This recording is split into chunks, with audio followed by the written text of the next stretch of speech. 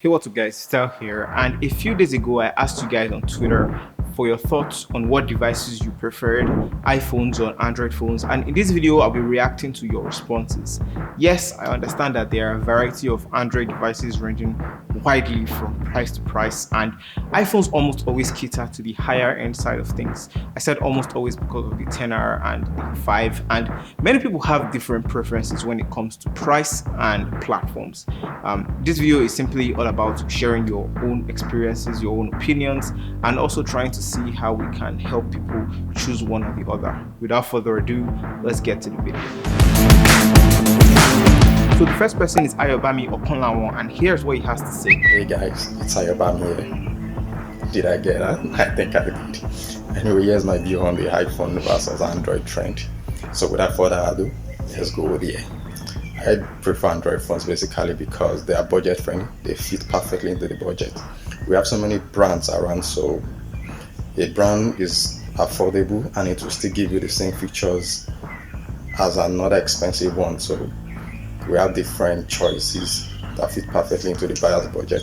Basically, according to Ayo, Android phones are budget friendly, and this is true for the most part. And in the Android ecosystem, it's possible to see two Android devices that are running the same latest Android 9 Pie, and both of them will be like worlds apart in terms of pricing. So yeah, there's that. And then secondly, the applications are very compatible, so that's another plus for me. Okay, so I'm not sure I understand what he meant by the applications being compatible, but I'm guessing he's referring to the fact that you can possibly transfer apps from one Android device easily to another Android device.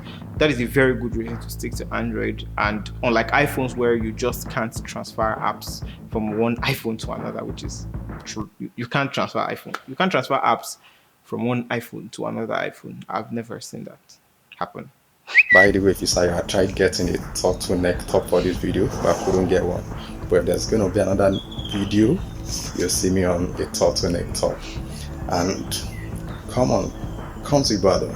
Let's go on the streets of Ibadan. Let's do this. Thank you. Okay, so thank you, Ayo. If you don't know, we made a video interviewing Nigerian men and Nigerian women, asking them about their choice of smartphone between iPhones and Android phones, and you can find that video with the card up above or the link in the description. Do you think I should go to somewhere like Ibadan to make that kind of video? Just drop a comment down below. Let me know your thoughts.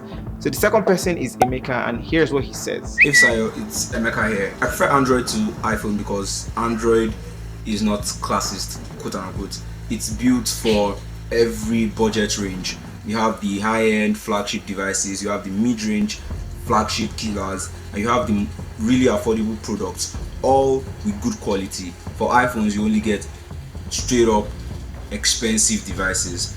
And for the average consumer, I think it's really necessary for you to be able to have different devices for different budget ranges. Completely agree, actually. I completely agree with Emeka on that. The fact is that Android devices are essentially affordable at different price points, and iPhones have like an entry-level device that is like a flagship level in terms of price for an Android device. And as far as choice, you're quite limited on budget ranges on iPhone. Also, for the average consumer, it's easier to customize Android to your liking. There are certain features, there are certain things you can do on the Android phone that you cannot do on the iPhone.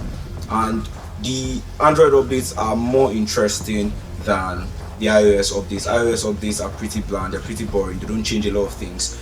But with Android updates, you get actual changes and big developments. Finally, the ecosystem. Well, maybe not in all cases. About the updates, I don't think it is in all cases that the iPhone updates are always boring or more boring than the Android updates. I've seen Android updates where iPhone got inspiration from, and I've seen iPhone updates that Android got inspiration from. For instance, like the swipe up for multitasking on Android 9 Pie, they got your inspiration from iPhone, no doubt. And like there are some other things like the notification center on the iPhone where they got inspiration from Android. So I don't think both companies will see it as like copying. And finally, the ecosystem. iPhone is like the bait that traps you into the Apple ecosystem. And again, back to pricing. If you don't have the money to get into the full ecosystem, that's the MacBook, the AirPods, the Mac Pro, and those things, it will be difficult for you to enjoy using an iPhone, whereas using an Android device is easily compatible with other devices apart from the iOS devices. So yeah, affordability, customization features, and you're not trapped into an ecosystem. Thank you. Alright, so I like how well he summarized this point, and to that last point, I'll say it's quite true. If you really want to enjoy the benefits of owning an iPhone, it's best to get things like an iPod, a MacBook, Apple TV, all those things essentially, because the way they communicate with each other is quite brilliant. But the thing is that Google's ecosystem is actually dope. Like, Google Maps is a tool I use nearly every day, and I've never used Apple Maps for once. I only open it mistakenly, and there are numerous other tools that you can actually benefit from on the Google platform. So yeah, valid points. The next person we're going to be looking at is Seth Victor. I would prefer to use the iPhone because of the camera quality, because of the video quality. Because if you are into content creating, if you are into YouTube, making videos, I'm sure you want to use something great. And Apple phone. Okay, so this video iPhone for video trend, it was a popular trend we saw among the Nigerian women video, link in the description if you haven't seen that. People talked about choosing iPhones essentially because of the camera, and I think that it is actually good. Like, iPhones are actually good, they have good video cameras. Apple phones, the iPhones give you such maximum great quality effects you get from their videos and from their cameras, and that is why most people who are into YouTube making wants to use the same camera. Android is not a bad phone. Yeah, in fact, Android is cost efficient. It's very nice. It's a very good phone to use, very flexible. In fact, the battery itself lasts longer than most Apple phones. For what I do and what I want to do, I think I prefer using the Apple. Okay, so cost efficient. A lot of people really think that Android phones in general are cost efficient, and there are numerous Android devices that kind of debunk this. But like I said in the beginning of this video, Android phones really offer some sort of variety. The Android itself, the platform. Apple doesn't always display their specs, especially their battery specs, to the public, but people always find out. And if you've noticed in their presentations, they usually talk about how many hours their battery will last for music, for calls, etc. But the milliamp hour battery is not Apple's Apple doesn't really tout their milliamp hour numbers, unlike Android devices. And this doesn't mean that Apple or iPhones don't last long. They do last long.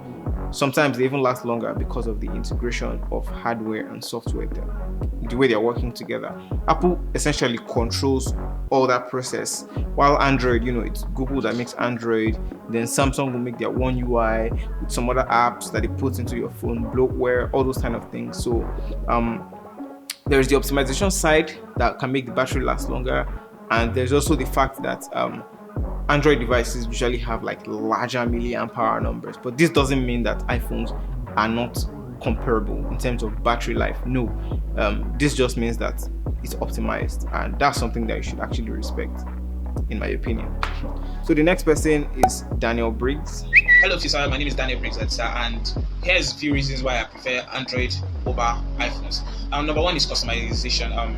With Android, you can customize your home screen using various skin packs, various launchers, various icon packs, and everything like that. It gives you great, should I say, control over how you want your phone setup to look like. Android is actually very customizable, no doubt, and I've recommended apps on this channel. If you see my top 10 app series, that you can use for a wide variety of things, like recording another phone screen, or even like editing videos, many things. You can do some of those things on an iPhone, but there are so many options that you get on Android.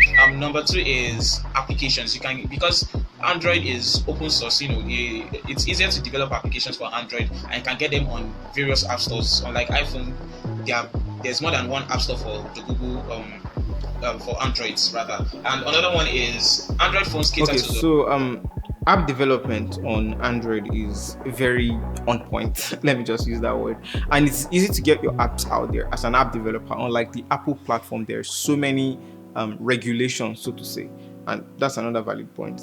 Android phones cater to class system when you talk about prices. With iPhones, they are only high-end devices, they are only high-priced devices. But with Android, you can get a phone as low as 30k, although I won't recommend it, and you can get a phone as high as 200 and something k, or 300 and above. Who knows? Who's keeping up with these things nowadays? So that basically it. Okay, I will admit that one thing I envy the iPhone for over Android is the syncing properties, where you can sync what is on one iOS device with another iOS device. Android doesn't really have that, but Android makes it easier to transfer and to transfer files basically between other your phone and another phone, your computer and various other things. So basically, these are the few reasons why I just prefer Android over the iPhone, and I don't really see myself switching over to an iPhone anytime soon. God, no. For iPhones, there is this easy connectivity to something like the Mac and other iPhones with AirDrop. Transferring files is just super easy, but not all files though. However, on Android, it's just easier to transfer any file and even use your device as like a USB storage. So these are like valid points that he has made here. The next person we're going to be looking at is Wizchi. I prefer an Android over an iPhone. Without further ado, let's go. So first of all, I think an Android device is better than iPhone because iPhones are generally overrated device. They are overrated, overpriced, and I think it's a fashionized device. iPhones are meant for most people use an iPhone just because of its Apple logo at the back. They don't really use an iPhone because they like an iPhone or stuff like that. They use an iPhone because of its Apple logo. Like anyone thinks, if anyone is using an iPhone is a big boy, stuff like that. So I think I prefer an Android over an iPhone for this reason. Okay, so that is actually a very interesting reason to prefer Android to iPhone, because of people's fandom towards it. I think people like what they like. Like, I can't really tell people what brand to like. If I can't really tell people off if they like a brand because of what the brand appeal to them and the unnecessary fandom. I get that there's that unnecessary fandom that people see, and that they don't want to probably associate themselves with, so to speak. But it is a very interesting reason to not like the brand, because of the brand has fans. My second reason is that it's the external memory. What you're getting is what you're getting in an iPhone. If you're getting an iPhone of 64 gig inbuilt memory, that is it. There's not expandable stuff like that. So what you're getting is what you're getting. For example, if in the mid-range Android device can be expandable to 128 gig, 500 gig, even 1 terabyte. So that is my second reason. This is very true. Yeah. This is actually very true, and it's also a very annoying reason. Let me just tell you a quick story. I used an iPhone 6s. That was like my first phone, and I bought it with like my second salary back then. I think it was like 160,000, so it was not cheap, but it was a 16 gigabyte phone, and I really hated it. I had to keep transferring files out. I had to keep deleting files, and I always got that full memory prompt. It was just disgusting. But Android devices, like the Android One devices, they give you unlimited storage with Android One, and what more could you really ask for? My third reason is the Android battery is better than the iPhone. The iPhone battery, I think the highest iPhone battery is the iPhone X now about 2,600 mAh. I don't think there's any iPhone battery that's up to like 3,000 mAh. So Android have better battery. You have your preferable choice if you want a battery of 5,000 mAh, 4,000 or 3,000 mAh. But I don't think there's any Android device that's lower than 3,000 currently in 2019. So I prefer an Android device. This is another reason I prefer an Android device to an iPhone. I made a point about this battery thing before.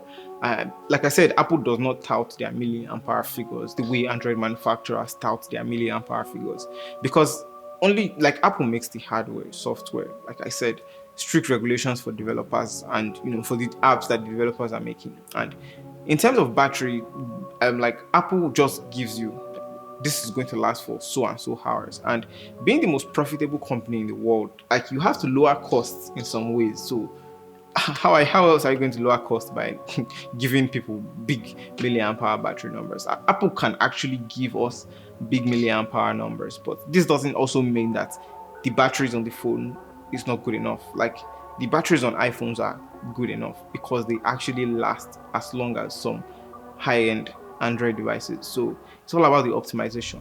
But then again, Apple could do this, but I mean, if it works, why do you need to scatter it. Like if it ain't broke, don't fix it, right? What you get in an all stock Android UI is the exact same features you get in a mid-range device and a flagship device.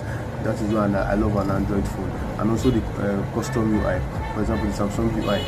Samsung One UI now, what you get in the A series is also what you get in the X series, X10 and stuff like that. The difference is just only the performance and things like that. So my last reason is Android is customizable. You can customize your navigation bar, your navigation button, and your taxi. So similar to a previous point that we talked about, customizability. I like that on something like an S10 and an A10, which are like worlds apart in terms of price, you can actually get the same One UI. Android. It's not like it's different. It's any different on iPhones. All iPhones get the same upgrade. In fact, the iPhone 6s also has the same iOS 13 upgrade capability that the iPhone 10s Max has. So it's an interesting reason anyway. So at number 6 we have Vitalis. For me, I think I prefer Android because of its flexibility, because of Android gives you longer lasting batteries, and Android also gives you a whole lot more features for lesser price than the Apple. But if you're a person that you create YouTube videos, I think Apple is a better phone for you because Apple gives you better quality video cameras. But I'm not a YouTuber, so I blog. So I think blogging on my Android is quite easier than that of the iPhone. So I think I prefer Android. All right. Very straight to the point answer. iPhones have very good stable video cameras. Like I say, I usually recommend them for YouTube creators, especially in conjunction with like an Android device. And the funny thing is that Google even usually releases some YouTube and other Google services features first on iOS before Android. Like on Gmail right now, there's a feature that you can't find on an Android device. So this is an interesting stuff. However, akin to what he's saying about lower priced Android devices, yes, they can help you get things done if you're not looking to do so many things at once. So the last person we're going to be listening to is Sammy, and here's what he has to say. Yeah, I prefer Android to an iPhone because of its open source nature and its customization features. I'm the type of person that likes to change things, and I easily get bored of seeing the same thing always. So on Android, I can change basically everything on my phone. I can change my custom packs, I can change my default launcher, I can change my keyboard, I can even install another custom ROM on the phone. We all know all this cannot be done on an iPhone, so for this reason I think I prefer an Android to an iPhone. Thank you. All right. Also another very interesting reason to prefer Android to an iPhone. Again, it's all about the talk of customizability on Android devices. Very true, very valid point. And I feel that there are much faster devices that offer this level of customizability on Android. And people should actually really take this seriously. There's this weird stereotype that's given to people who use this quote and unquote Android. And it's funny because there's so much innovation going on with companies like Huawei, Samsung, heck, Google Pixel, OnePlus, Xiaomi, Oppo, and many others. This actually can't be overlooked. Anyway, do let me know your thoughts. Did you enjoy this video? Did you enjoy this format? Do drop a like if you did, and leave a comment down below if you have any questions. I'll be happy to answer. Let's chat in the comment section down below. Thank you so much for watching up to this point. Thank you for watching this video, and I'll talk to you guys in the next one.